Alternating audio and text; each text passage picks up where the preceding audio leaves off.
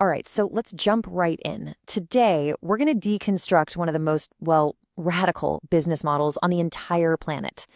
We're going to figure out how a company that literally tells you not to buy its stuff became a global powerhouse. Yep, this is Patagonia's blueprint. And this quote, this really gets to the very heart of the paradox, doesn't it? For decades, the rule in business was pretty simple. Being sustainable costs you money. It hurts the bottom line. But Patagonia, they just came along and flipped that entire logic on its head. They didn't just check a box for corporate responsibility, they turned it into a weapon. And that leads us to the central question here, the one that seems to break all the rules. It sounds completely insane, right? Who in their right mind runs a full-page ad in the New York Times on Black Friday, the biggest shopping day of the year, with a giant headline that says, "Don't buy this jacket"? Yet they did exactly that, and their sales went through the roof. How is that even possible? That's what we're here to unpack. So to really get why Patagonia's strategy is so genius, we have to first take a look at the system that they were rebelling against. For years, retail has played by a very specific set of rules, a model that, let's be honest, is looking pretty fragile right now. It's kind of starting to collapse under its own weight. Now, check this out. When you put the two models side by side, it's night and day. The traditional way, it's all about profit first, last, and everything in between. Sustainability is seen as this expensive chore you have to do, and that makes those businesses incredibly vulnerable. But then you look at Patagonia. They start with purpose. They took sustainability and turned it from a cost into their single greatest weapon, building a business that's just incredibly resilient. So how did they actually pull it off? Let me tell you, this was not some happy accident. This was a deliberate, calculated strategy. So let's break down the playbook they used to turn doing good into a massive competitive advantage. Okay, so here's the core of their brilliant idea. Patagonia looked right at that point of friction. That spot where being a truly green company and being a hugely profitable one seemed to be at odds. But instead of seeing a problem they needed to manage, they saw a massive opportunity. They didn't try to balance the two things. They made one the actual engine for the other. And this whole strategy really boils down to three huge game-changing moves. First, they weaponized their supply chain.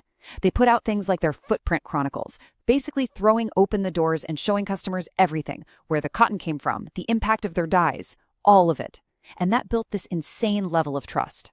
Second, they took on the very idea of ownership. With their Worn Wear program, they started actively telling people to repair their gear, to trade it in, to buy it used.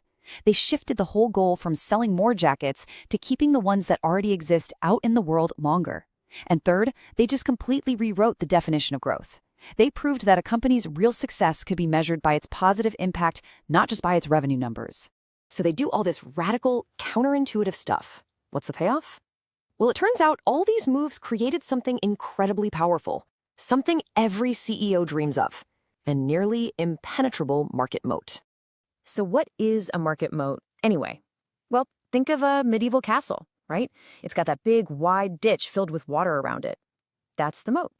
In business, it's a deep, powerful competitive advantage that protects you from all the attackers, your competitors, market crashes, you name it.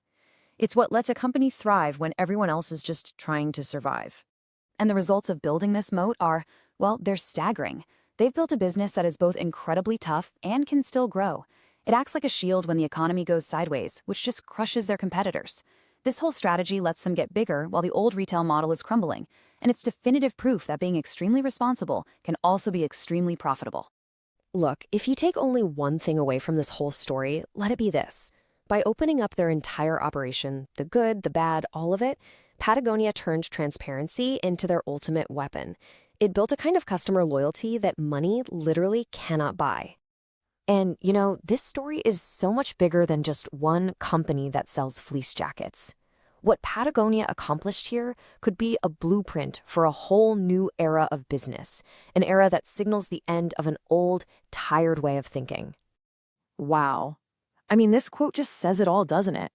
We're living through a massive shift in what people value. The whole idea of just buying stuff to buy stuff and then throwing it away, that's dying. And Patagonia isn't just watching it happen, they're right at the front, leading the way. So at the end of the day, here's the ultimate takeaway. Patagonia has proven, beyond a shadow of a doubt, that extreme corporate responsibility is not a handicap. It's the very foundation for building a business that's resilient, that can scale, and that can be wildly successful long into the future. And all of this leaves us with one final massive question to think about.